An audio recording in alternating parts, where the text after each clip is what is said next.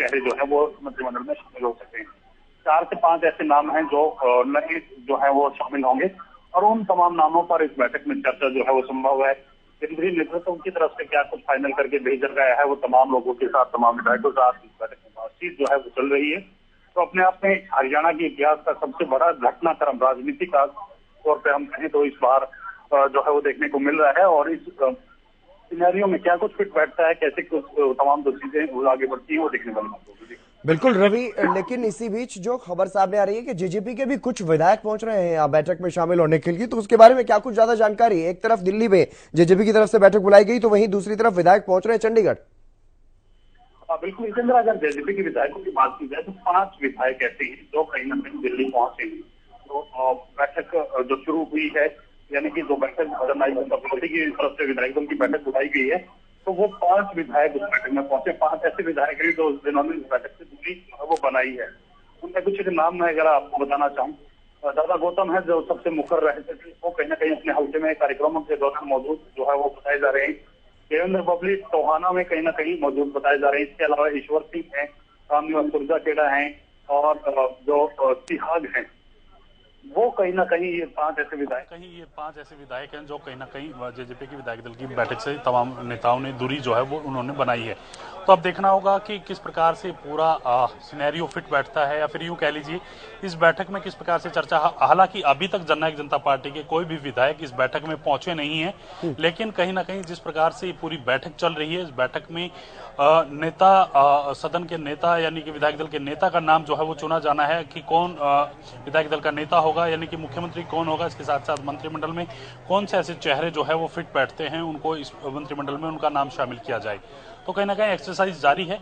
करीब 4 साढ़े 4 बजे के आसपास जब ओथ सेरेमनी जो है वो की जाएगी, तो तमाम लोगों के, तमाम दिग्गजों के नाम वहां निकल करके सामने आएंगे।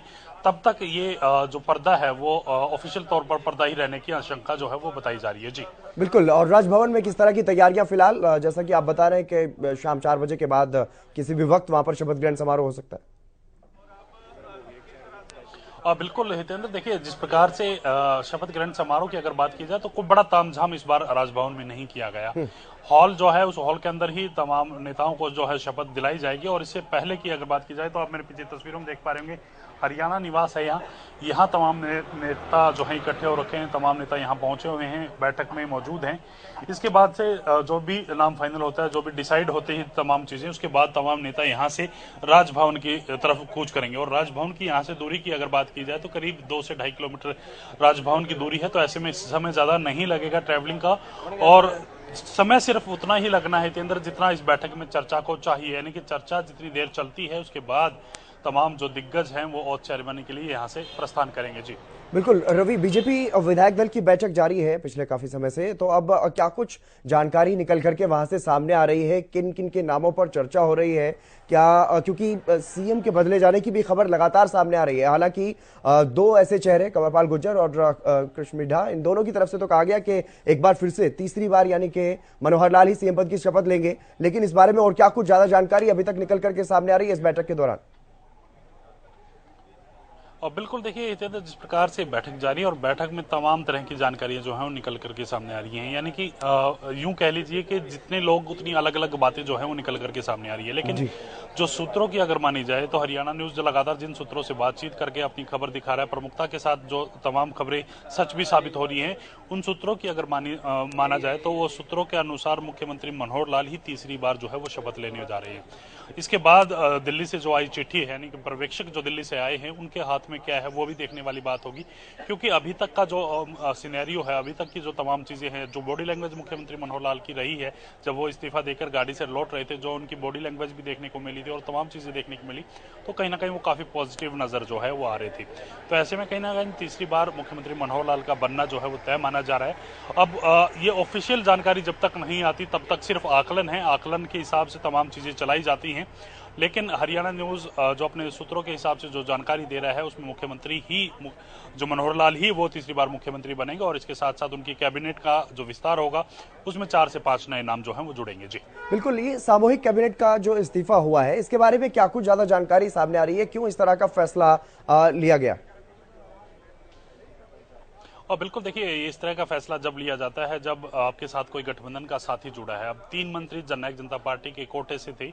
दुष्यंत चौटाला की बात करें, मुख्यमंत्री के पद पर मौजूद थे। देवेंद्र मरबली हैं, पंचायत मंत्री हैं। मिनिस्टर ऑफ स्टेट अनूप धाना की 3 ऐसे मंत्री थे जो जननायक जनता पार्टी के कोटे से शामिल होते हैं। अब उन या तो तीनों मुख्य मंत्रियों का जो है इस्तीफा वो लिख करके दें, तब जाके जो पूरी कैबिनेट है वो कहीं ना कहीं भंग करने की जरूरत नहीं होती। वो अपनी तरफ से इस्तीफा दे देते हैं और तो कहीं ना कहीं सारा काम पूरा वहीं हो जाता है। इसके साथ साथ दूसरा ऑप्शन ये होता है, जब मुख्यमंत्री ही अपना इस्तीफा दे देते हैं अपने पद से, तो पूरी कैबिनेट ऑटोमेटिकली भंग हो जाती है, यानी कि डिसॉल्व पूरी कैबिनेट हो जाती है। उसके बाद नए सिरे से पूरी कैबिनेट का जो है विस्तार किया जाता है, गठन किया जाता है।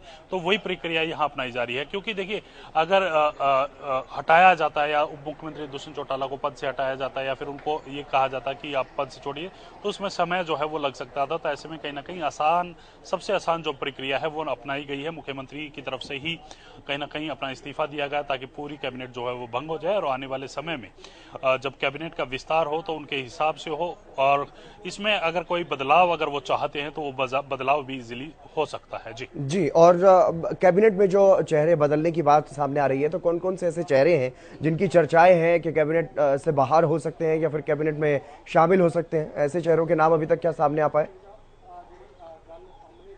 देखिए, कहीं ना कहीं 2-3 चेहरे जो कैबिनेट में अभी तक मौजूद रहे हैं उनका नाम कटना जो है वो तय माना जा रहा है। 3 ऐसे नाम हैं जिनका नाम कटना तय माना जा रहा है। इसके साथ साथ 2 से 3 ऐसे नाम हैं जो नए चेहरे जो हैं वो इनकी जगह पर आएंगे, और 2 चेहरे नए तो जो निर्दलीय के तौर पर निर्दलीय विधायकों की तरफ से जो है उस कैबिनेट का हिस्सा रह सकते हैं। कुल मिला के 5 नए चेहरे जो है इस कैबिनेट का हिस्सा बनने जा रहे हैं। इस प्रकार की जो सूचना है वो मिल पा रही है, लेकिन ऑफिशियल जानकारी जब ये पूरी मीटिंग हो जाएगी, तमाम चीजें डिक्लेयर हो जाएंगी, उसके बाद ही जो है वो निकल करके सामने आएंगे। लेकिन ऐसा माना जा रहा है कि 4 से 5 नए चेहरे जो इस कैबिनेट में शामिल होंगे। जी बिल्कुल। और इसी बीच आप नजर बनाए रखिएगा रवि, आपसे अपडेट लेते रहेंगे लगातार। लेकिन इसी बीच हमारे साथ राजेंद्र जादौन जी भी जुड़ गए हैं, वरिष्ठ पत्रकार, एक बार फिर से। राजेंद्र जी, आज सुबह से जो घटनाक्रम आप देख रहे हैं उसको देखते हुए अभी क्या कुछ समझ आ रहा है? क्योंकि बीच में चर्चा ये भी चली कि सीएम भी बदले जा सकते हैं, सीएम का चेहरा भी कोई और हो सकता है। लेकिन अभी चंडीगढ़ में बीजेपी की बैठक लगातार जारी है। बीजेपी विधायक दल की इस बैठक में सीएम का नाम तय होना है। बैठक में प्रदेश प्रभारी विप्लव देव भी मौजूद हैं और प्रदेश अध्यक्ष नायब सैनी भी हैं, और दोनों जो पर्यवेक्षक यहां पर पहुंचे हैं, तरुण चुग और अर्जुन मुंडा, वो भी इस बैठक में मौजूद हैं। लेकिन राजेंद्र जादौन जी, जो नाम अभी तक निकल करके सामने आ रहा है उसमें यही जानकारी है कि तीसरी बार एक बार फिर से मुख्यमंत्री मनोहर लाल ही होंगे, मुख्यमंत्री के रूप में शपथ लेंगे तीसरी बार।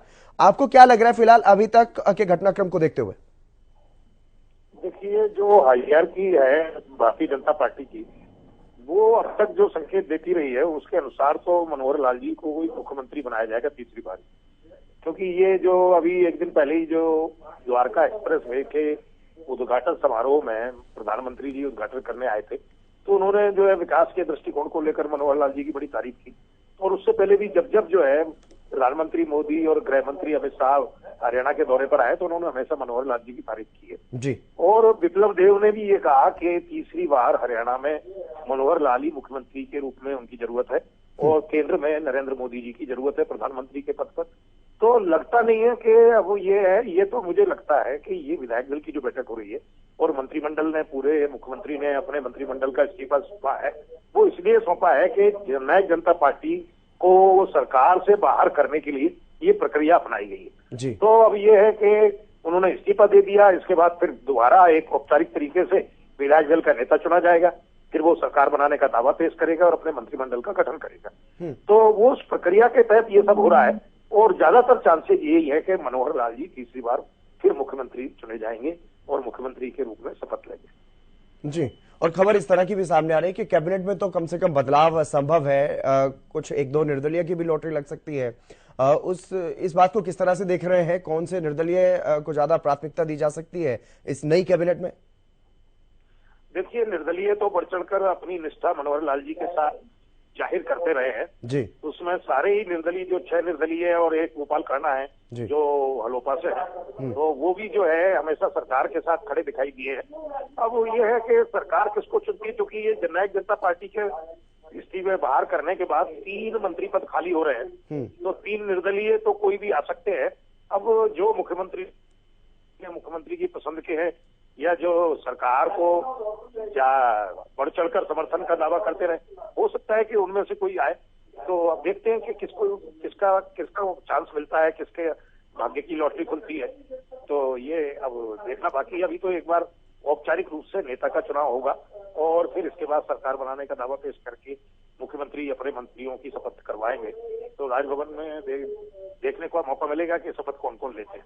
बिल्कुल, राजभवन में शपथ ग्रहण का कार्यक्रम शाम 4 बजे के आसपास शुरू होगा, लेकिन उससे पहले जो जानकारियां सामने आ रही हैं, चाहे दिल्ली की बात करें चाहे चंडीगढ़ की बात करें, अभी तक कुछ भी साफ साफ समझ नहीं आ रहा कि हो क्या रहा है, होने वाला क्या है। राजेंद्र जी, नहीं देखिए, ऐसे तो इतने तेजी से घटनाक्रम चलेगा ऐसा किसी ने सोचा नहीं था। एक दिन पहले तक तो यही था कि अभी फैसला होना बाकी है, जेजेपी को कोई मांगी जा रही सीटें, कोई 2 या 1 सीट मिल सकती है और गठबंधन बरकरार रखा जा सकता है। लेकिन ये था कि बीजेपी का ये कहना था कि लोकसभा चुनाव आते आते जेजेपी के साथ गठबंधन रखना है या नहीं, इस बात का फैसला होगा।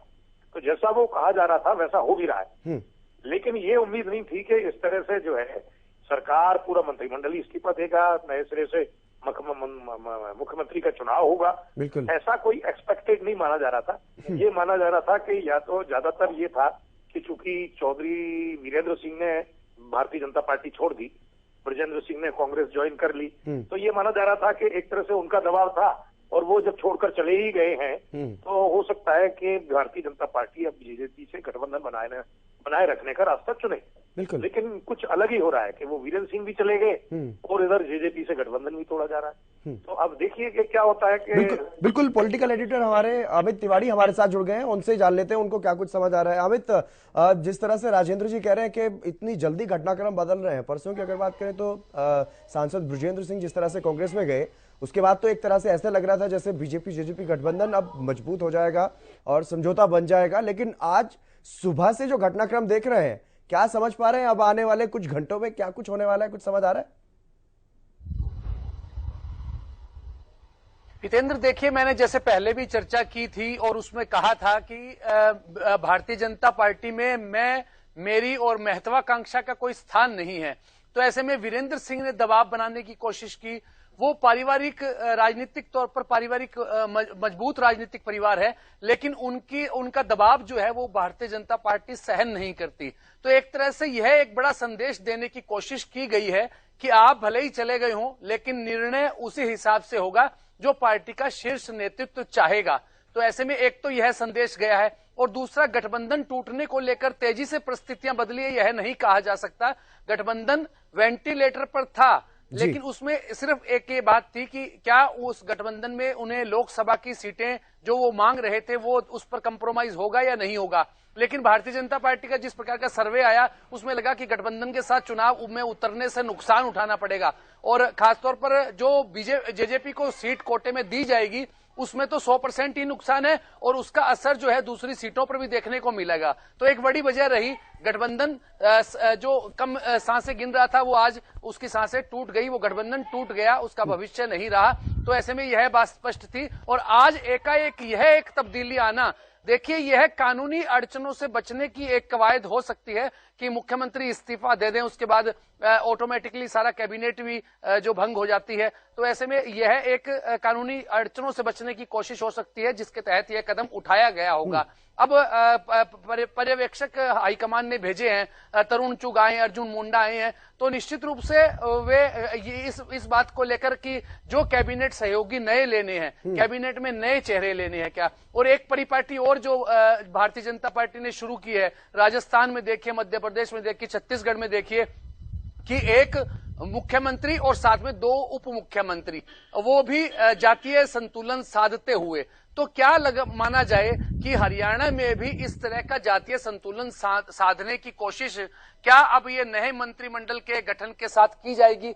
यानी कि एक मुख्यमंत्री होगा, 2 उप मुख्यमंत्री होंगे और उप मुख्यमंत्री 2 कौन से होंगे, किस जाति से होंगे और कैबिनेट में सहयोगी कौन कौन होंगे, कौन से निर्दलीय चेहरे होंगे, कौन सी जो पार्टी है, चाहे वो हरियाणा लोकहित पार्टी की बात करें या 6 और निर्दलीय जो भाजपा सरकार के साथ लगातार रहे हैं, उनमें से कौन से चेहरे होंगे। तो ऐसे में देखिए नया स्वरूप दिया जा रहा है, नया चेहरा दिया जा रहा है। लेकिन मुझे जो व्यक्तिगत तौर पर, मैंने जैसे पहले भी कहा कि मुख्यमंत्री मनोहर लाल की पीठ कल भी थपथपाई थी प्रधानमंत्री ने मित्र मनोहर लाल, तो आप मित्र मनोहर लाल की तीसरी पारी का भी इंतजार कीजिए। तीसरी बार शपथ ग्रहण करने का भी जो मौका है वो मुख्यमंत्री मनोहर लाल को ही मिलने जा रहा है, इसमें कोई दो राय नहीं है। और अब 4 बजे जो शपथ ग्रहण होगा तो निश्चित रूप से नई सरकार में नए चेहरे, जो 4 या 5 चेहरे नए देखने को मिलेंगे। और देखिए जजपा के जो विधायक थे वो तो उनकी सीटें खाली हुई है, उनको लेकर क्या जो तस्वीर बनती है राजनीतिक, यह देखने वाली बात होगी। जी हितेंद्र। बिल्कुल, देखिए अमित, महत्वपूर्ण जानकारी आप दे रहे हैं। बैठक जारी है, बैठक के बाद पर्दा उठ पाएगा इस बात से कि आखिर क्या होने वाला है। अमित, इतना तो क्लियर है कि टीम नई है, अब टीम में मंत्री नए कौन कौन से होंगे इस बात को लेकर हम लगातार चर्चाएं कर रहे हैं। कई नाम नए सामने आ रहे हैं, आप तक क्या कुछ जानकारी है, किन किन नामों, किन किन चेहरों को शामिल किया जा सकता है नई टीम में? तो बड़ी खबर बता देते हैं कि बीजेपी विधायक दल की बैठक खत्म हो गई है। चंडीगढ़ से बड़ी जानकारी आपको दे रहे हैं, बैठक खत्म हो गई है। बेहद अहम ये बैठक रही, बैठक खत्म हो गई है। और इसके बाद देखना ये है, चूंकि अब केवल बीजेपी विधायकों से चर्चा की गई है, निर्दलीय विधायकों को भी बुलाया जाएगा, उनसे भी चर्चा होगी, उनसे भी बैठक की जाएगी। इस तरह की खबरें भी सामने आ रही हैं। तो बीजेपी विधायक दल की बैठक खत्म। हालांकि जो जेजेपी वाले विधायक जो दिल्ली नहीं पहुंचे थे, चंडीगढ़ पहुंचे थे, वो हालांकि इस बैठक में शामिल नहीं थे। केवल भारतीय जनता पार्टी के विधायकों की बैठक हुई है, बैठक खत्म हो गई है। तो बड़ी खबर, बड़ी जानकारी चंडीगढ़ से। आज बहुत बड़ा उलटफेर, सरकार गठन से लेकर अब तक की सबसे बड़ी राजनीतिक घटना हरियाणा में, जिस बात को लेकर बार बार कहा गया, बार बार अटकलें लगाई गई, हालात भी बहुत बार बने, विरोधियों ने भी बहुत बार कहा कि गठबंधन चलने वाला नहीं है, खत्म होने वाला है, स्वार्थ के लिए गठबंधन किया गया कि जेजेपी पर बार बार निशाना साधा गया। तो आज वो दिन आ गया है और ये हालात, ये परिस्थितियां इस तरह की बन जाएंगी। चुनाव से पहले भी ये भी शायद सोचा नहीं होगा, क्योंकि दोनों ही दल पहल नहीं करना चाहते थे। बीजेपी ने क्या किया कि बीजेपी ने कैबिनेट को, हम जब सरकार की बात करते हैं, जो बड़ी पार्टी है, जो लीड कर रही है सरकार को, मंत्रिमंडल डिसोल्व कर दिया गया। अब सबसे बड़ा इंतजार इस बात को लेकर है, क्या मनोहर लाल ही तीसरी बार शपथ लेने वाले हैं? अमित, बैठक खत्म हो गई है और बैठक खत्म हो गई है। इसके बाद सीएम के चेहरे को लेकर सस्पेंस लगातार बरकरार है अमित। हालांकि सूत्र ये जानकारी दे रहे हैं, हमारे पुख्ता सूत्र इस बात की जानकारी दे रहे हैं कि मनोहर लाल ही एक बार फिर से शपथ ले सकते हैं। देखिए ज्योति, सबसे अहम बात है कि सूत्रों के हवाले से जो खबर आ रही है वो पुख्ता है कि मुख्यमंत्री के रूप में तीसरी बार मनोहर लाल ही आ रहे हैं। और देखिए ज्योति, आप भी राजनीति को समझ रही हैं और लंबे समय से हरियाणा को कवर भी कर रही हैं, और करीब 9.5 साल का जो कार्यकाल जो मुख्यमंत्री मनोहर लाल का रहा है, तो ऐसे लगता नहीं है कि उनको हटाने की कोई खास वजह कोई होगी जिस वजह से मनोहर लाल का चेहरा जो है वो सरकार के रूप में बदल दिया जाए, मनोहर लाल कहीं और भेज दिए जाए। यह हो सकता है कि केंद्रीय हाईकमान को उनकी उपयोगिता तो महसूस होती होगी, हाँ। जो चाहे वो पार्टी के आधार पर हो या केंद्रीय मंत्रालय के रूप में हो, वो आगे की बातें हैं। करनाल से भी उनके ऐसा नाम चला, सुबह से ही जब चर्चाएं चल रही थी तो ऐसा चला कि करनाल से लोकसभा चुनाव लड़ सकते हैं मनोहर लाल और केंद्र में कोई बड़ा पद मिल सकता है उन्हें, लेकिन ऐसी संभावनाएं अभी नहीं लग रही हैं। देखिए जैसा कंवरपाल गुर्जर वरिष्ठ मंत्री हैं सरकार के, उनका बयान भी आया, कृष्ण मिड्ढा का भी बयान आया, तो ऐसे में लगता है कि मनोहर लाल ही तीसरी बार हरियाणा के मुख्यमंत्री के रूप में शपथ लेंगे।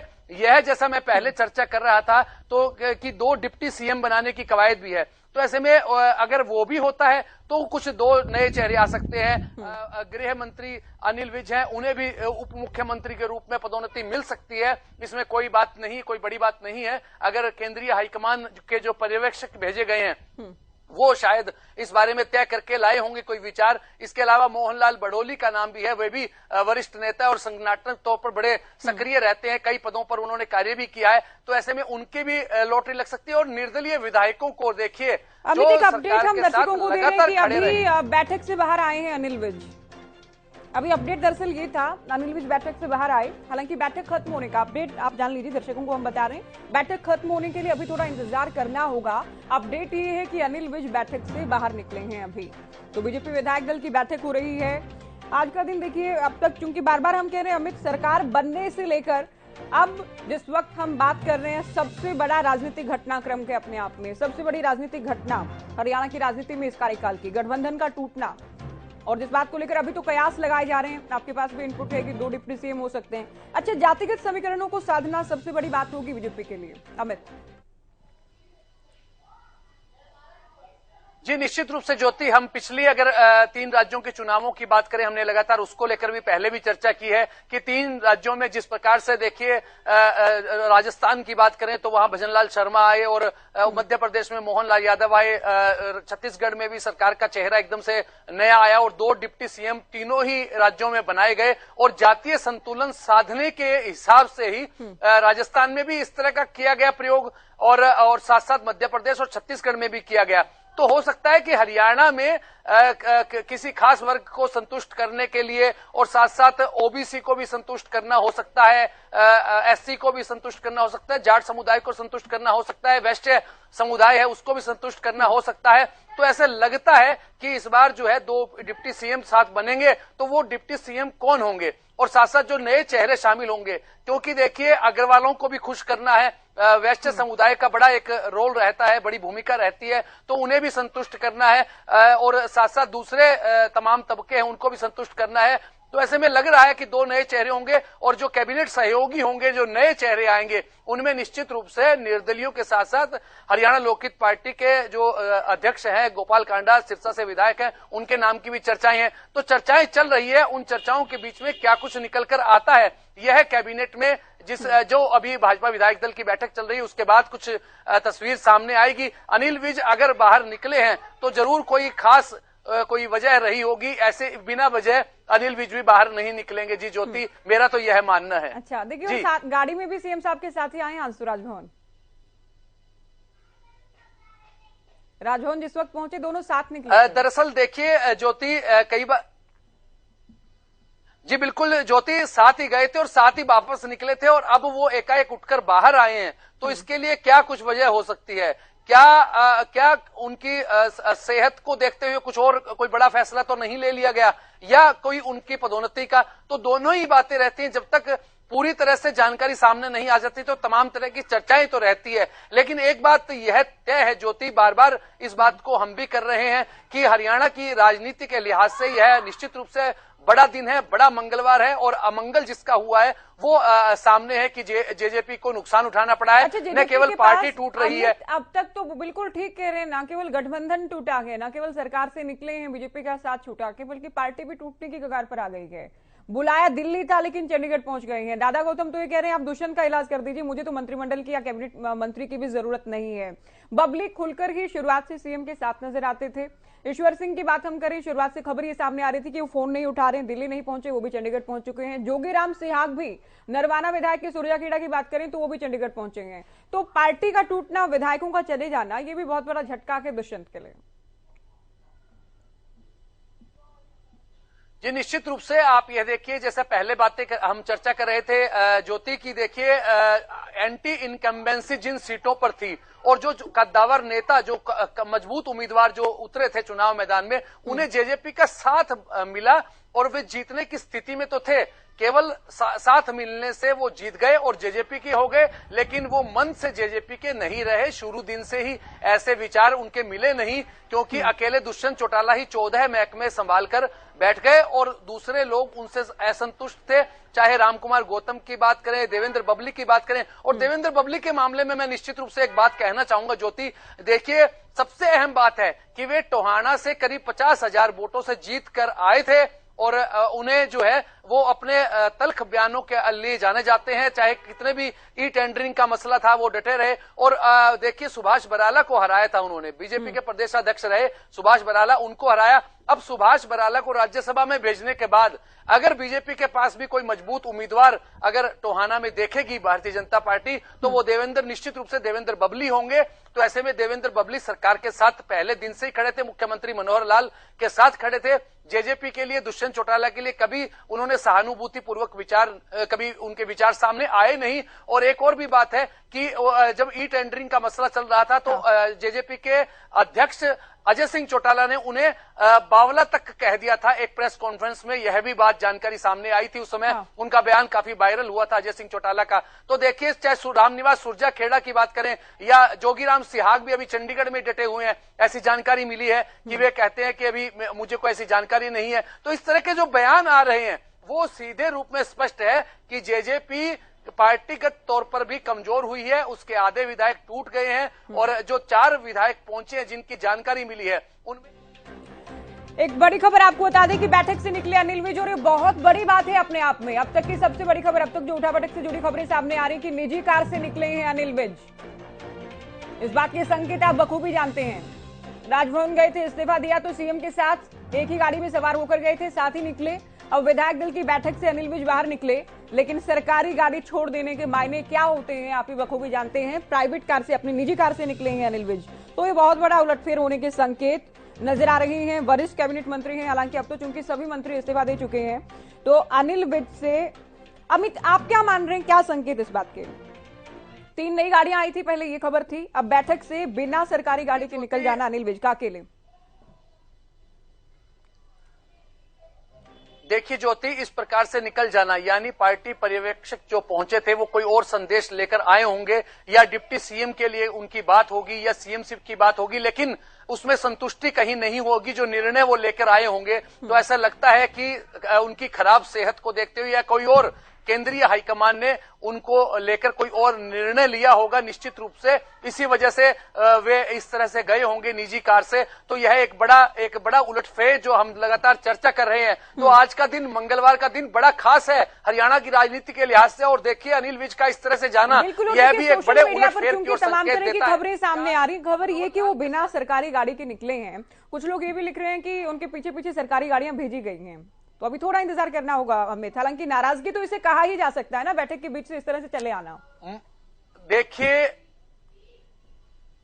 देखिए अगर अकेले निकले हैं तो कोई ना कोई बड़ी बात तो है, और आप कह रही हैं कि सोशल मीडिया पर इस तरह की बातें चल रही है कि वो गाड़ियां सरकारी पीछे गई हैं, तो मनाने की कवायद भी शुरू हो गई होगी। किसी बात को लेकर उनकी नाराजगी रहती है क्योंकि वो जल्दी रूठ जाते हैं अनिल विज। हमने कई मौकों पर देखा है वो नाराज जल्दी हो जाते हैं। चाहे सीआईडी का मसला रहा, जब गृह मंत्री बने तब उस समय सीआईडी को लेकर उनका एक तरह से उनकी ठनी रही थी सीएमओ से कि क्या कुछ रहता है, तो ऐसे में वो नाराज जल्दी हो जाते हैं। उनके मनाने की कवायद भी हो सकती है, लेकिन मैं जैसा कह रहा हूं कि कई उलटफेर होने हैं, कई नए चेहरे आने हैं, उसमें कोई दो राय नहीं है। 5 नए चेहरे इस अब नए सरकार के स्वरूप में नजर आ सकते हैं जोशी, इसमें कोई दो राय नहीं है। जी ज्योति, अब तो बैठक खत्म होने का इंतजार है, अमित की क्या रहता है? और अनिल विज ने हालांकि मीडिया से बात तो नहीं की है, अगर वो मीडिया से बात करते हैं क्या बताते हैं? बिना सरकारी गाड़ी के इस तरह से निकल जाना।